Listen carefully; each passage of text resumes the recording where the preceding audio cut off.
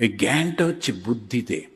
তাই লক্ষ্য করে দেখবেন যে দক্ষিণেশ্বরে যান, মা কালীর মূর্তি দেখেন, ডান দিকে দুটো হাত বড় সুন্দর, একটা হাতে এরকম করে আর একটা হাতে এমনি করে। বর অভয়, অভয় দিয়ে বলছেন ভয় কেন, আমি তো মা, তোমাদের কিসের ভয়?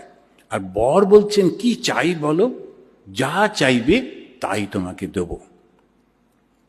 কিন্তু ওই মায়েরই বাঁ হাত দুটো অন্যরকম, একটা হাতে খড়গ ধরে আছেন আর একটা হাতে একটা কাটা মুন্ড, একদম অন্যরকম। এই ডান দিকে একরকম, বাঁ দিকে একরকম। যখন জগতের সমস্ত কিছু চাই, মা পরীক্ষায় পাশ করিয়ে দাও, মা চাকরি দাও, মা এটা দাও সেটা দাও, তখন ওই ডান দিকে। কিন্তু যেই বলবে মা আমায় মুক্তি দাও, তখন আসতে হবে বাঁ দিকে। এই বামা কালী বাঁ দিকে যিনি আছেন, তিনি ওই খড়গটা কাউকে কাটার জন্যে না, অহংকারটাকে কাটার জন্যে।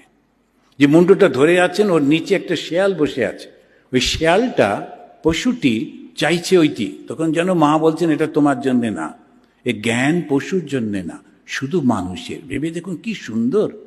এই হচ্ছেন শ্রী শ্রী মা কালী।